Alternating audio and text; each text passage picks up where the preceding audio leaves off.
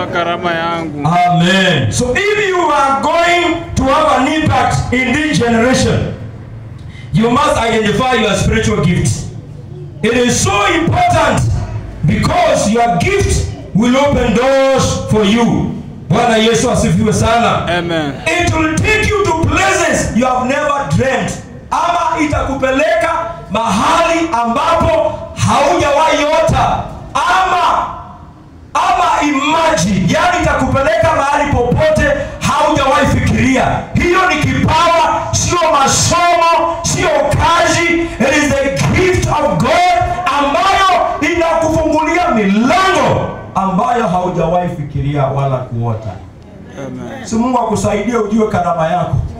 Najua kuna mtu ananiuliza jioni ya leo, anasema, "Pastor, nitajuaje karama yangu?" Nataka kukupatia vitu tatu ambayo itakusaidia how to identify your spiritual gift ama your talent. Ninapomalizia itakusaidia kuzielewa kabisa katika maisha yako. Jambo la kwanza, nimewaelezea kuna watu ambao wamejua talanta zao.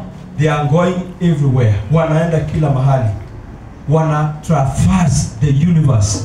It is because wamejua karama. Na nimesema kwa hii kanisa hakuna mtu hana karama. Shida, our eyes are blind. They are not open.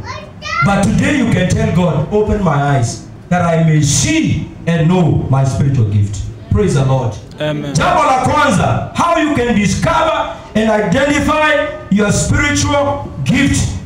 You need, number one, to be filled with the Holy Spirit. Jambo la muhimu sana kwa maisha yako, unahitaji ujazo wa Roho Mtakatifu.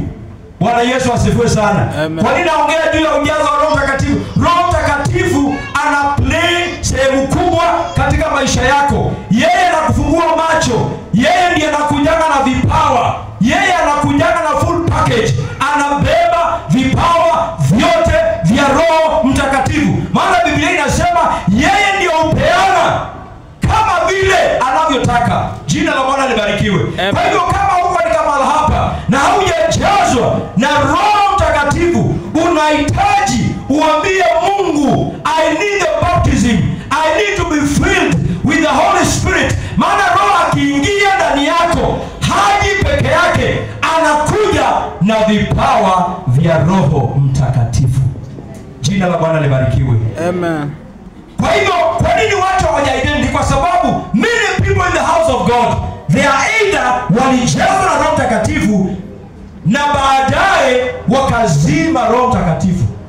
Bwana Yesu asifiwe sana. Amen. Unaweza zima Roho Mtakatifu. Namba moja, anazimangwa na dhambi.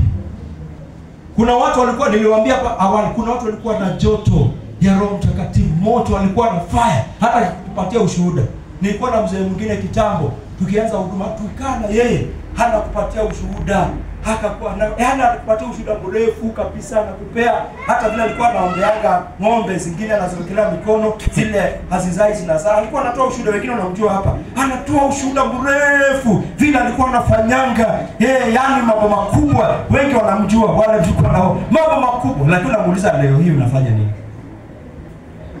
Mafula amecheka, anamjua. Angekupatia ushuhuda mpaka uboeke ya yale alifanyanga. Lakini ukiangalia saa hii hakuna kitu anafanya. Bwana Yesu asifiwe sana. Amen. What are you doing with the gift of God? Wewe unafanya nini na karama ya Mungu?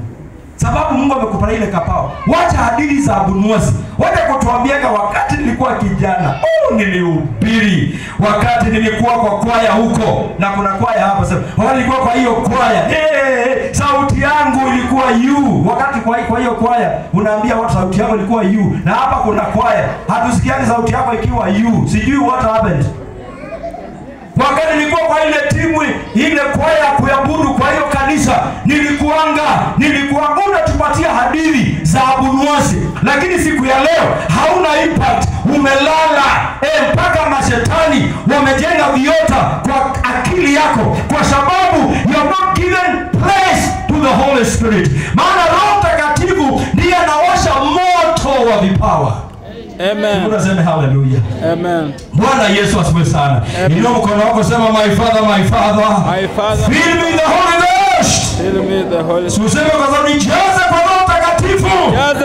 Mtakatifu. Maana Roho Mtakatifu atakusaidia ku identify your spiritual gift. Praise the name of the Lord. Na utakuwa powerful. Hautakuwa unatupatia hadithi za Abu Nuwashi. Wakati nilikuwa kijana, saa hii umezeeka. Wakati nilikuanga. Hautakuwa unatupatia hizo hadithi. Kwa sababu Roho yule haja kuacha. He is still working through you. Amen. Simura sema hallelujah. Amen. Simura sema hallelujah. Unahitaji ujazo wa Roho. Number 2. You need to have a desire. Ambia mwenzako a desire. Desire. Ama kiu. Ambia mwenzako kiu. Kiu. Ukiwa na kiu ya maji unafanya nini? Unakunywa. Unatafuta maji kwa njia zote. Si kweli? Yes. Unaenda kufanya nini? Kukunywa. Hata in fact kusikia kiu hapo, roho mtu anashuka pale chini anaenda tafuta maji. Ama kiu hapa anakuwa na kiu, anaenda kunywa. Unaenda kukunywa. Biblia inasema kwamba tuwe na desire, tuwe na kiu zaidi, kiu ya Roho Mtakatifu. Kiu yake tunapokuja kanisani, tuwe na kiu, tunajipeana kwake, tunakunywa. Biblia inasema kwamba anatuita sema njooni mnywe bila gharama, njooni kwa mto, mnunue bila pesa.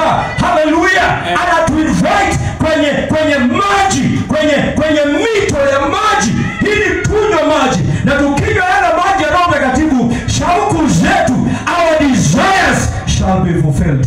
Praise the name of the Lord. So the Lord is inviting us into the waters. Anatualika kwa maji, na ni lazima uwe na desire, uwe na njaa, uwe na kiu. Uambie Yesu, nina njaa, nina haja na wewe. Moyo wangu wa kuonea kiu kama vile Ayala aoneavyo kiu maji. Moyo wangu wa kutamani Bwana.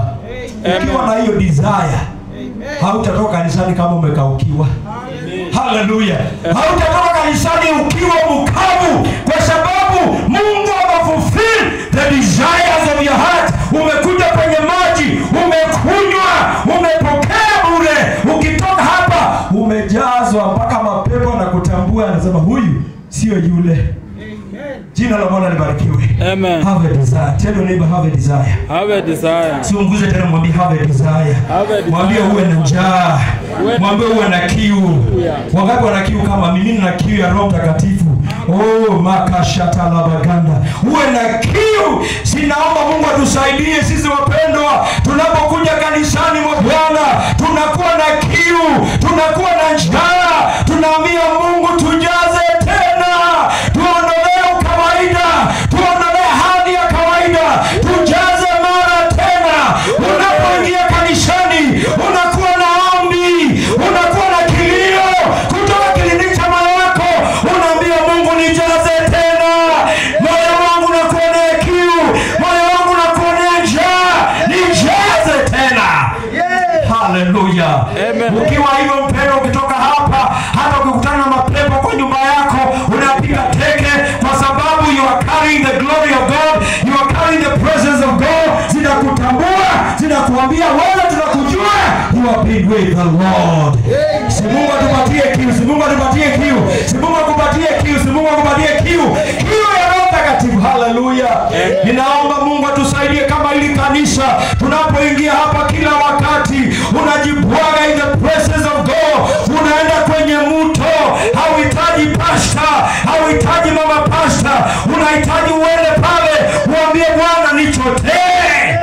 Hallelujah. Hallelujah. Ukiwa na hiyo kiu pendwa, hautakuwa Mkristo wa kawaida, hautakuwa dada wa kawaida, hautakuwa mzee wa kawaida, hautakuwa mama wa kawaida, maana umejawa na Mungu. Yes. Tunasema hallelujah. Ndio mkono sema my father, my father. My father. Ndio mkono sema my father, my father. My father, my father. Nijaze kwa Roho Mtakatifu. Have a desire. Have a desire. Have a desire. Angalia mwanzo kumwambia uwe na shauku, uwe na kiu. Mwambie uwe na kiu. Bwana Yesu. Unajua kuna watu kanisani wakiingia wana kiu ya masengenyo. Wana kiu ya kuona vitu mbaya mbaya kwa kanisa. Hata kuangalia watu wamevaa nini, amekaa namna gani. Akitoka hapo anaanza kusema mbona fulani vile alikuwa amejaa pepo la masengenyo. Pepo amejaa na kiu mbaya. Sio ile kiu ya ku glorify God. Inategemea vile unafungua moyo wako ataingia na atakupatia, atakujaza, na moyo wako utajawa na uwepo wa Mungu, utajawa na utukufu wa Mungu, utajawa na nguvu za Mungu. Haleluya. Amen. Bwana Yesu asifiwe sana. Amen. Si ukuwe na njaa, si ukuwe na kiu, si ukuwe na desire, the desire from God. Haleluya. Na jambo la mwisho, Paulo anamwambia Timotheo asipuuze swala la maombi, prophetic prayers, laying on of my hands. Anamwambia Timotheo usipuuze karama ya Mungu